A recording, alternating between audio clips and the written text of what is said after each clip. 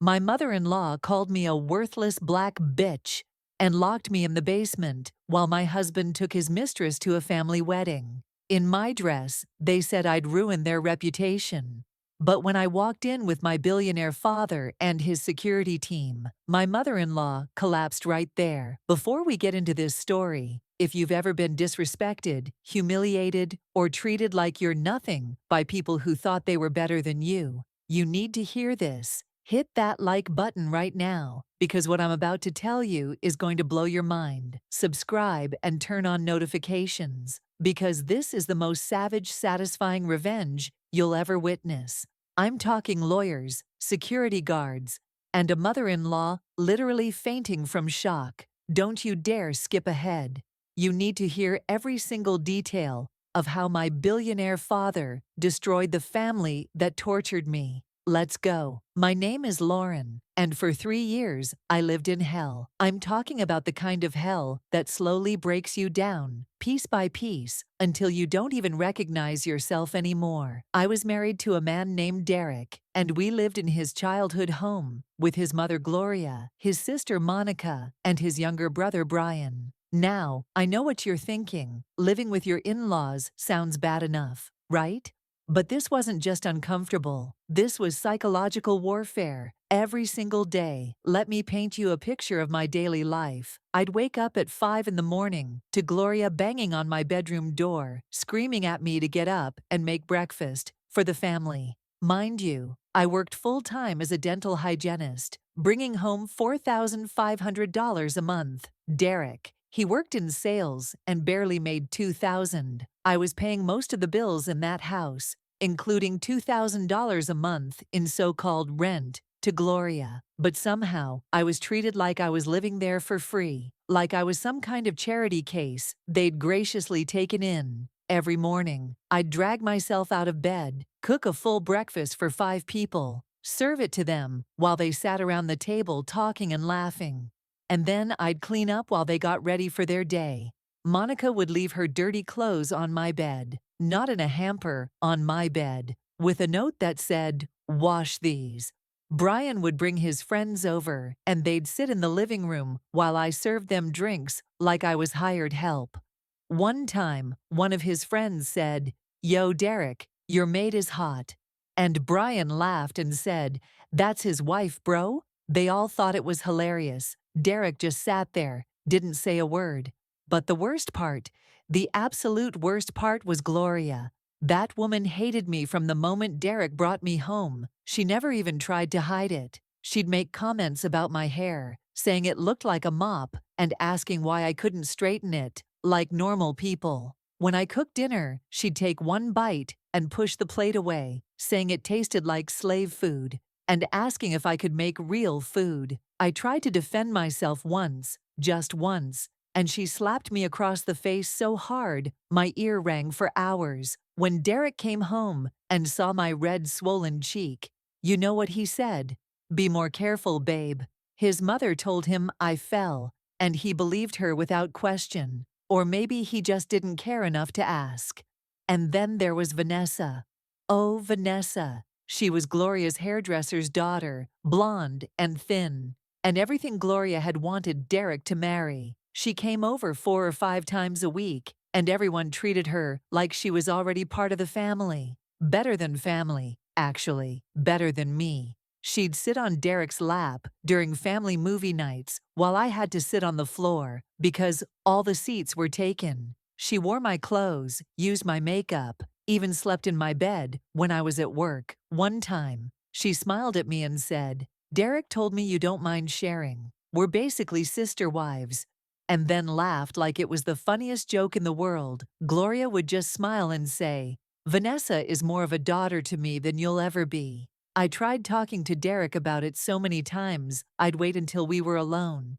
And I'd tell him how his family was treating me, how his mother had hit me, how Vanessa was crossing every boundary, and every single time, he'd tell me I was being dramatic.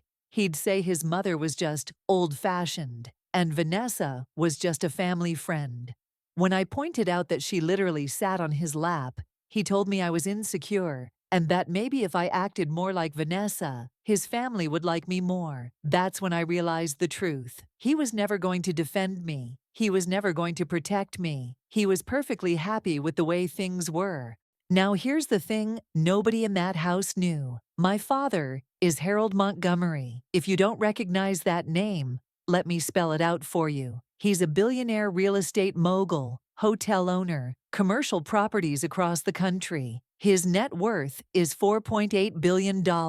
That's billion with a B. And I never told Derek or his family, not once. When I met Derek at a coffee shop 4 years ago, I was just Lauren. I worked as a dental hygienist because I wanted to, not because I had to. I wanted someone to love me for who I was, not for my father's bank account. My dad warned me. He sat me down and said, "Baby girl, that man and his family will show you who they are. When they do, believe them." But I didn't listen. I thought love was enough. I thought if I just tried hard enough, proved myself enough, they'd eventually accept me. I was so stupid.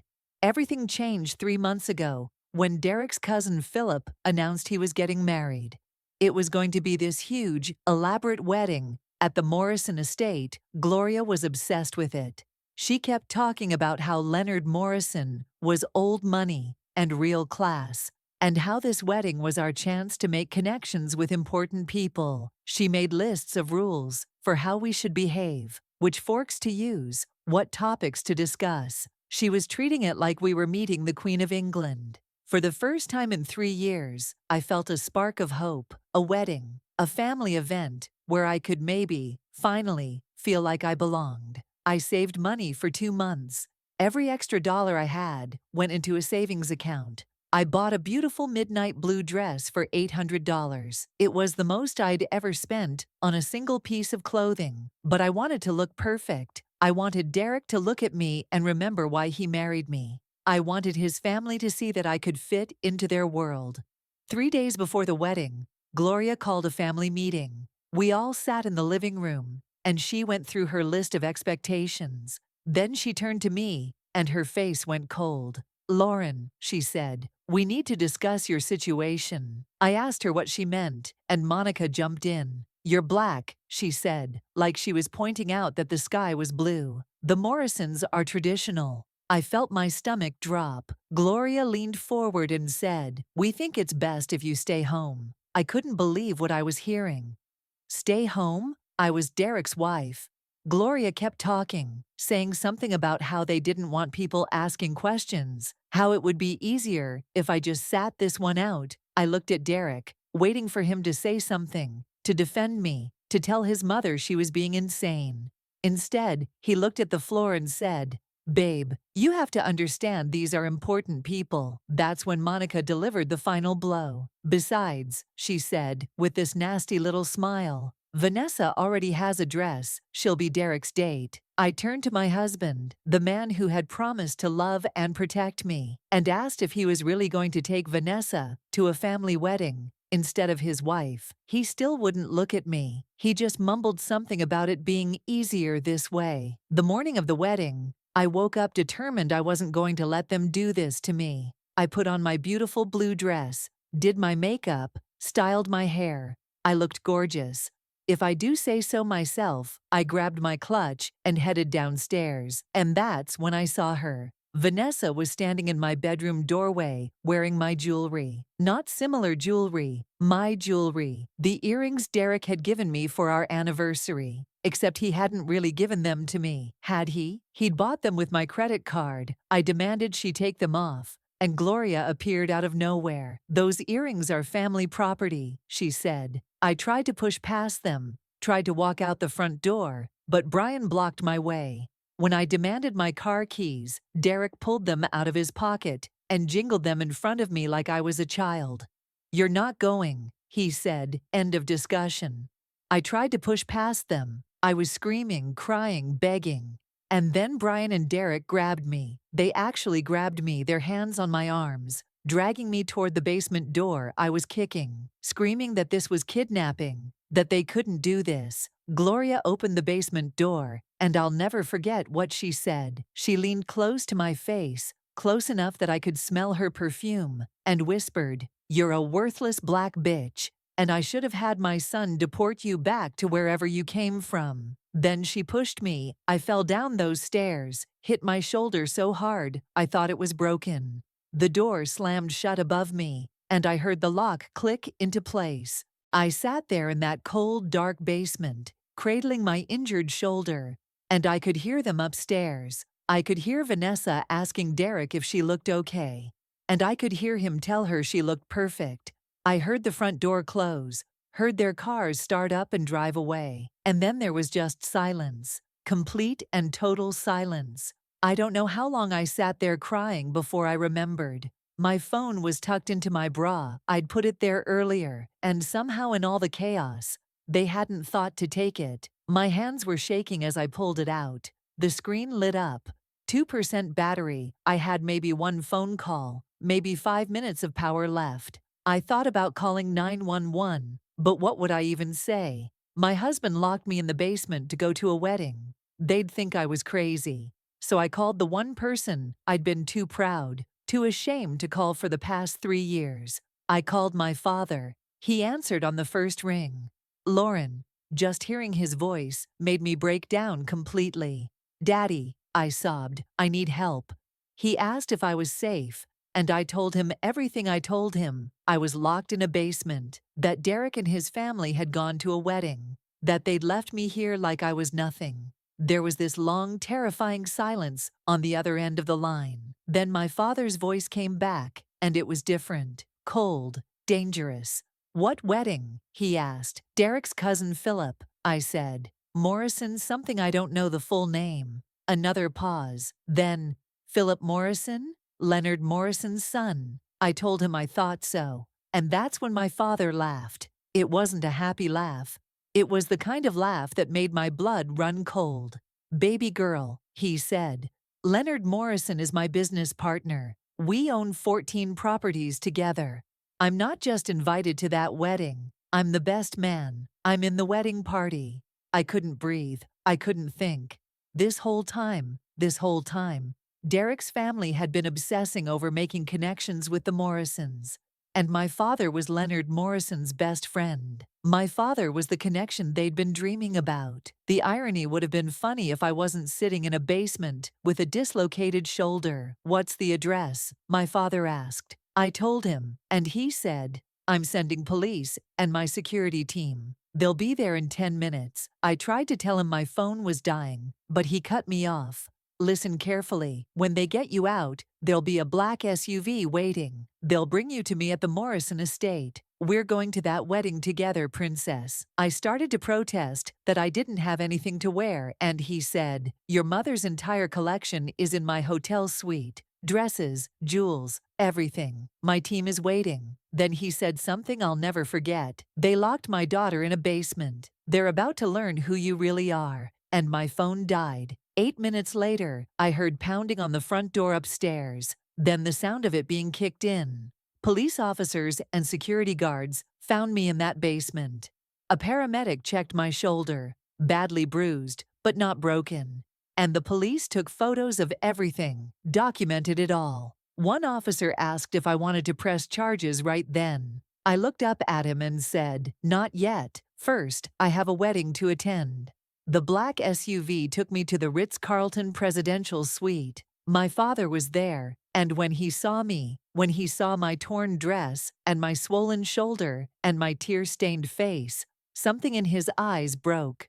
He hugged me carefully, mindful of my injuries, and said, "I'm so sorry, baby girl. I should have come sooner." I told him he'd said I needed to make my own choices, and he said I was wrong. A father protects his daughter, always. The suite was full of people, stylists, makeup artists, hair specialists, even a doctor to check my injuries properly. And there were 3 full racks of designer dresses, beautiful gowns in every color. My father told me to pick anything, that everything there belonged to me. I chose an emerald green gown that made my skin glow, that made me look like royalty. They styled my hair in an elegant updo, did my makeup flawlessly, and then my father opened a glass case.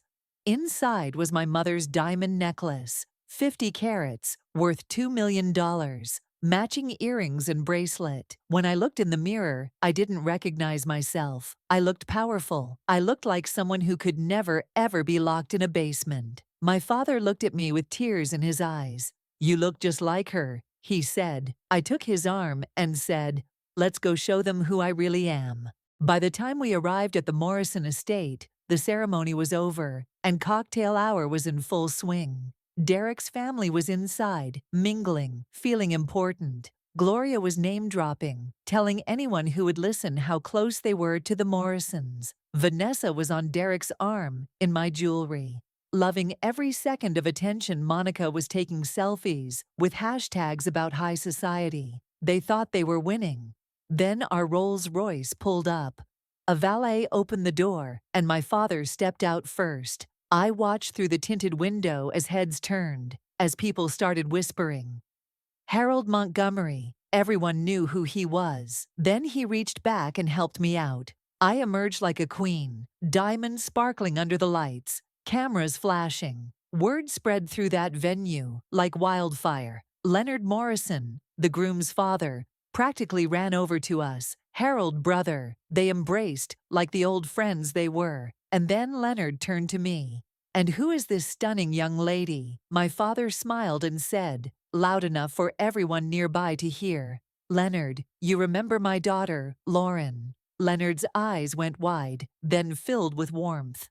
"Little Lauren, my God, you've grown. Last time I saw you, you were 10 years old at my beach house." He hugged me tight, and I realized these people knew me. I was family to them.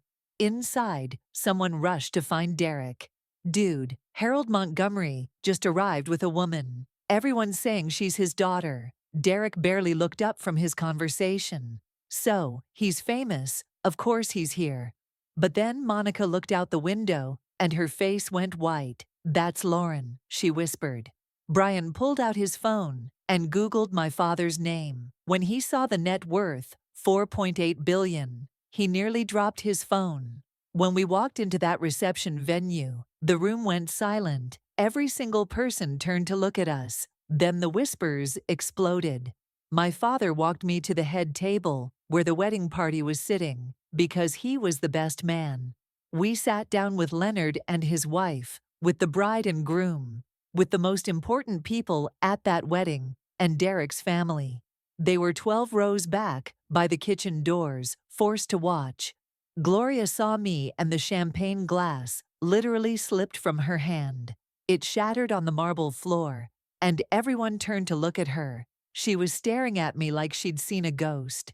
Derek turned, saw me, and the color drained from his face completely. Monica was frantically scrolling through her phone, and Brian was saying something about billions, but Derek couldn't hear anything. All he could hear was his own heart pounding in his ears. Gloria tried to rush over to us, tried to get to me, but my father's security team, 6 large men in black suits, blocked her path. "I'm family," she screamed. "I'm her mother-in-law." One of the guards looked at my father. My father didn't even glance in Gloria's direction. He just shook his head slightly. The guard turned back to Gloria and said, "Ma'am, you're not on the list." When it was time for toasts, Leonard took the microphone.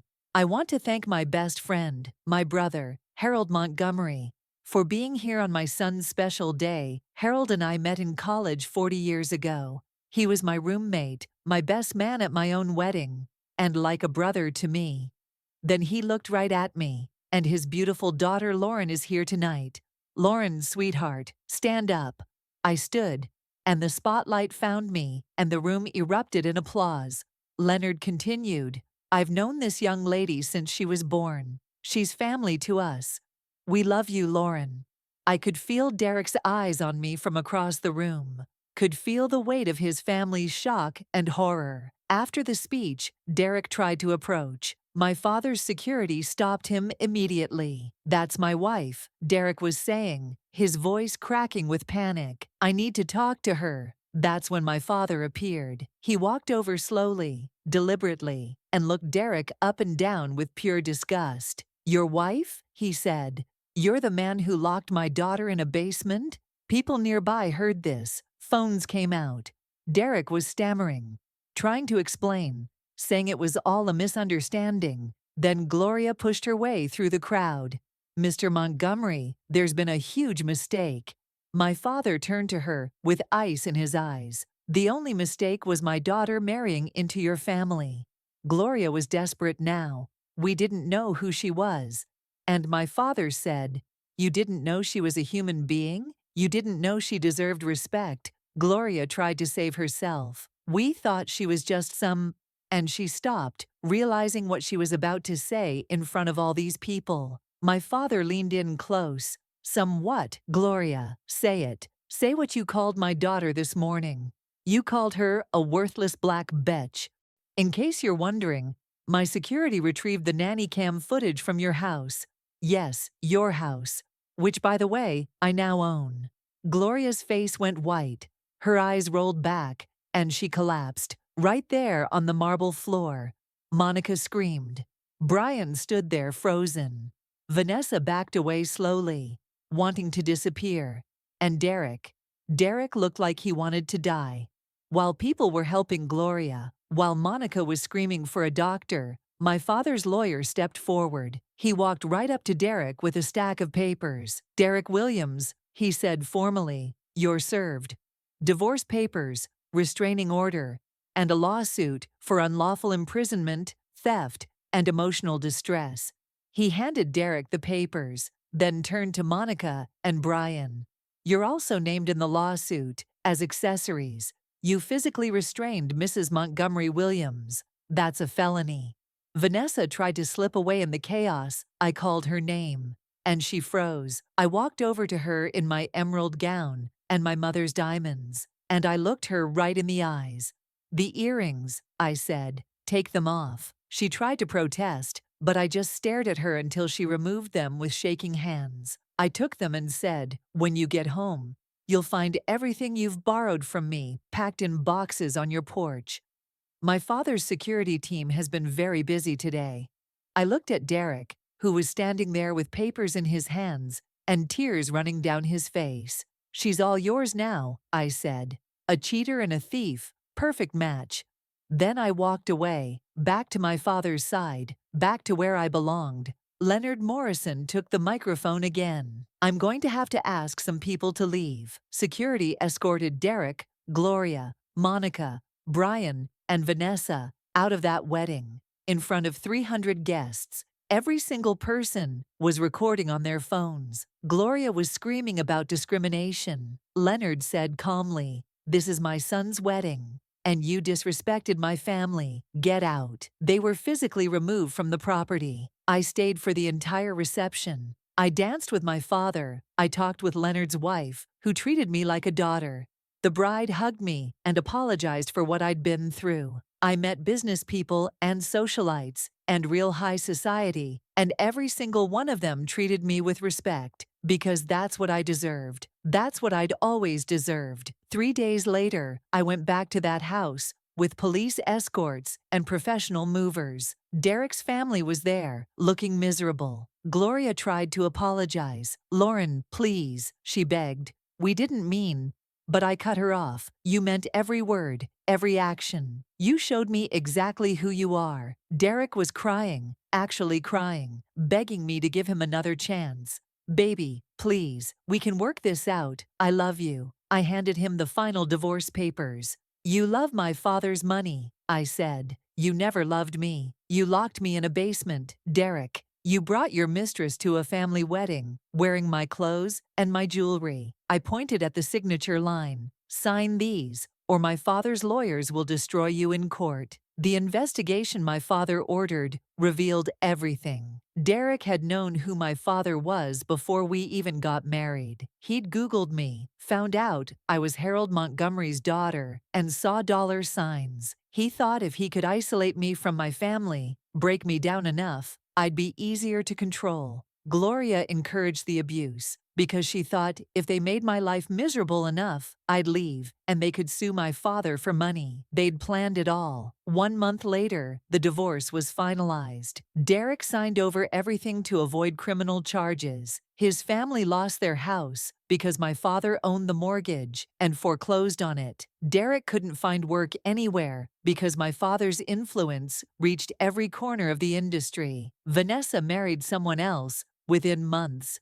Gloria blamed Derek for ruining the family, and they all fell apart. Me, I moved back home with my father while I healed. I started therapy because I had trauma to work through, and my father told me to take all the time I needed. I started a foundation called Voices of Worth to help women escape abusive marriages. I used my story to help others, became a speaker and an advocate. I rebuilt myself from the ground up. 6 months after that wedding, I saw Derek across the street. He looked destroyed, thin, tired, broken. He saw me and started to walk over, but I held up my hand. "Don't," I said. He stopped.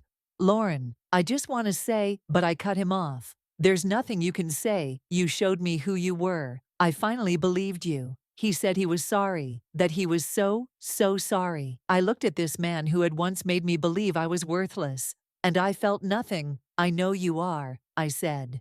"You're sorry you got caught. Sorry you lost access to my father's money. But you're not sorry for what you did to me." And I walked away. I didn't look back. And that's how my billionaire father destroyed the family that locked me in a basement and tried to erase me. If this story gave you life, if you felt that satisfaction deep in your soul, smash that like button. I mean, destroy it. Share this video with every single person you know who's ever been disrespected by in-laws, cheated on, or made to feel small. Drop a comment telling me what you would have done in my situation. Subscribe to this channel because I've got more stories of revenge, justice, and people getting exactly what they deserve. And remember, you are not what abusive people say you are. You are who your real family knows you to be. Know your worth, demand respect, and never, ever let anyone lock you in a basement, literally or figuratively. You are royalty. Walk like it. I'll see you in the next video, and trust me, the next story is even crazier. Peace.